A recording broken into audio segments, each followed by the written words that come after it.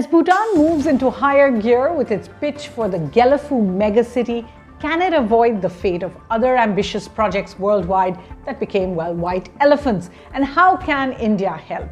We have an exclusive interview with Bhutanese Prime Minister Tshering Topgay up ahead.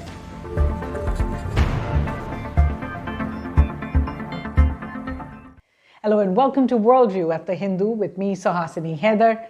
This week, we're taking a close look at Bhutan, India's smallest and most reclusive neighbor that rarely gets spoken about. But now, with this announcement made in December last year by the Bhutanese king, Jigme, Khesar, Namgyel, Wangchuck, it is hoping to make a big splash with the creation of the Gelephu Mindfulness City to its south that borders with Assam.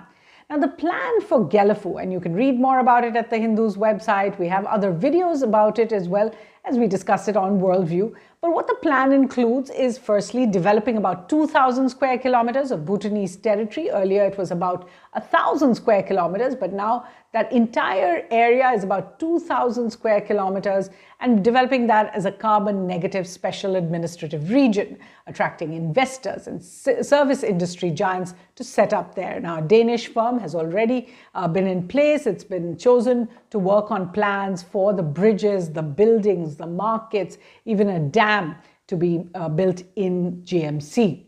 The second part of it is, in fact, the first part, where they are going to start is building a new airport at Gelephu to replace the existing airstrip.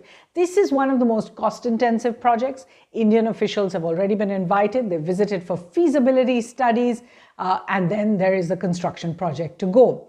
The third is the special facilities, both legislative as well as infrastructural, to bring in IT companies, health companies like hospitals and wellness centers. Hospitality means hotels and resorts, education, both college and school sectors in particular.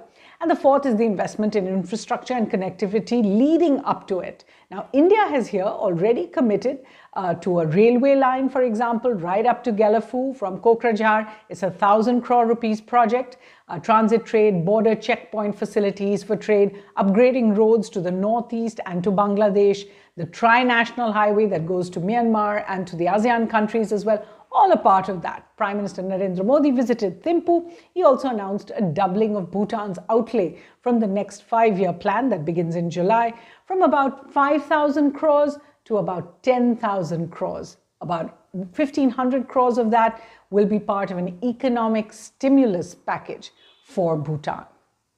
The plan for Gelephu, of course, is not new as a mega city. There have been many other such projects around the world. Take a look, for example, at Saudi Arabia's Neom City project that is still being constructed, Indonesia's Nusantara, Egypt's new administrative capital. It hasn't yet actually been named, but is underway. India, of course, had the ambitious Amravati project, and much of that ambition has been shelved since.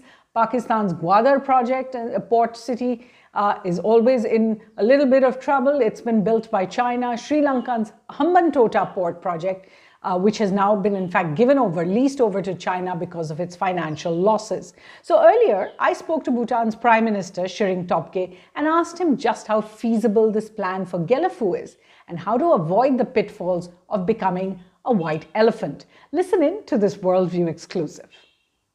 If there are white elephants, there are none in Bhutan. And the reason is because we can't afford white elephants. This vision of His Majesty the King will not just succeed, it's already succeeding. And I say it's already succeeding because it has captured the imagination of the world. Many people, potential investors, are making a beeline to Bhutan because they want to be involved in this vision. Right now, architects are working overtime. Planners are working overtime because there's just so much interest in His Majesty's vision, not least from India, to partner, to invest in infrastructure, but also to invest in businesses. Many investors from India see the potential of the special administrative region, Gelephu Mindfulness City, and they want to be first movers in Gelephu. And so we're very excited. We sit bang on the border with India. This is a very welcome conduit into India's vast economy and to all of South Asia, and by extension to Southeast Asia. How does that translate on the ground? For example, Indian airport authorities have visited Gelephu Airport because the largest project right at the beginning will be the expansion of the Gelephu Airport, the tarmac. Are you seeing a hope that there will be a tie-up between India and Bhutan for the development of the airport? Well, the Indian Airport Authority has visited Bhutan and met our airport authority here, and this is to discuss about flight paths and aviation regulations of our respective countries. In terms of construction of the airport, right now it's at a design phase, and an iconic airport is being designed. Once the design is complete, then I'm sure the Mindfulness City Council will start inviting bids for construction. All right. What about specific Indian companies? Where do you think Indian companies are going to be able to invest in Gelephu, and where are you really attracting them to? These are very early days, and I do not wish to get into details. It will not be fair to our people working at the Mindfulness City, but more importantly, it will not be fair to the Indian businesses and friends who have expressed interest to start speculating at this early stage. All right, but it would be where? In the health sector, the IT sector, the tourism sector? We've got expressions of interest to invest in education, to invest in healthcare, to invest in retail, to invest in fintech, to invest in IT, to invest in computing, to invest in construction. There's a lot of excitement. What really will Gelephu mean? Because honestly, right now, Gelephu seems to be just 1,000 square kilometers of flat land, marshy land in parts, a place that is ring-fenced in a sense by many conflict zones. How do you show the youth of Bhutan some promise of Gelephu? So what you call marshland, plain areas, this is some of the most beautiful landscape, not just in Bhutan. And because it's some of the most beautiful landscape in Bhutan, it's some of the most beautiful landscape in the world. You have pristine protected forests, teeming with biodiversity, forests that are connected with biological corridors. We have ancient agricultural practices going on there. And it's not 1,000 square kilometers, it's 2,000 square kilometers. We have many waterways, but two very big perennial rivers. And so we have the opportunity. When I say we, it's not just Bhutan.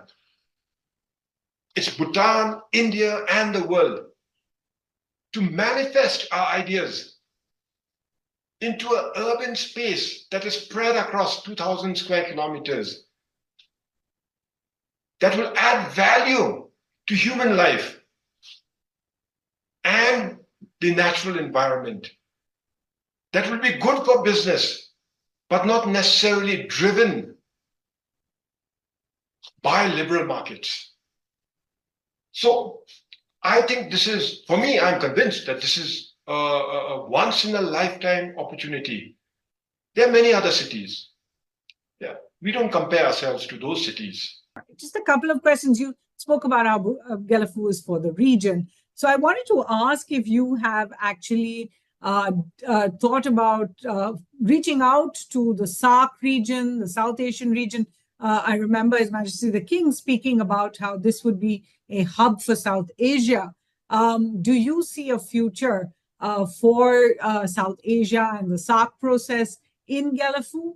And are you reaching out when it comes to the regional organizations, BIMSTEC, the BBIN as well? Well, we're not looking at it from the political lens. Yeah, but many of the countries you've mentioned are reaching out to us. So whether it's India or Nepal or Bangladesh or Sri Lanka, they're reaching out to us.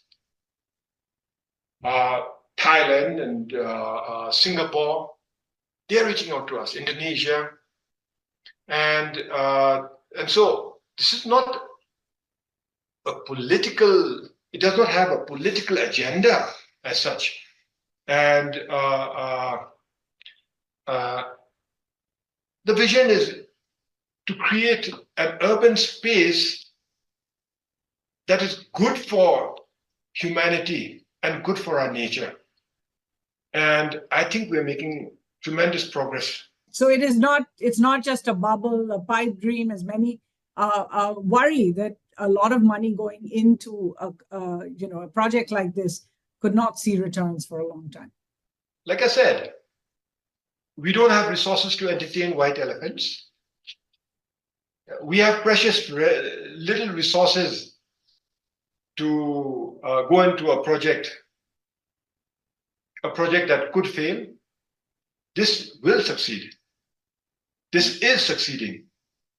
And Swashini, you should visit me. I'll take you to Gelephu myself.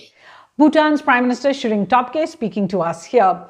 Now, he also told me that he hopes to visit India as soon as the elections are completed in order to take those talks forward. So what's Worldview's take? As India's most friendly neighbor, one that has chosen India abjuring ties with China, Bhutan is much too important, and its concerns, its economic challenges, its plans for the future, no doubt are also India's priorities. In that sense, supporting the construction of Gelephu is a fait accompli, but India should also play a responsible role in keeping the plan realistic, grounded, and feasible while watching its strategic implications for India's own boundaries. As I said, there's much more on the Hindu's website. There's an article I wrote earlier this year called The Gelephu Gambit, so you can take a look at that link. But let's get you some other reading recommendations. To begin with, there's this very academic book, India-Bhutan Relations, Analysis of Changing Dynamics from 2007 to 17. This is by Juhi Srivastav. There's also my personal favorite book called The Kingdom at the Center of the World, Journeys into Bhutan by Omer Ahmed. It's a must-read. Politics and Geopolitics, Decoding India's Neighborhood Challenge. This is a book edited by Harsh Pant, but there's a chapter on Bhutan in it by a former diplomat there, VP Haran, which you will find very interesting. Then there is a book called Coping with China-India Rivalry, South Asian Dilemmas. I've spoken about this before. This is edited by C. Rajamohan and Harnek Singh.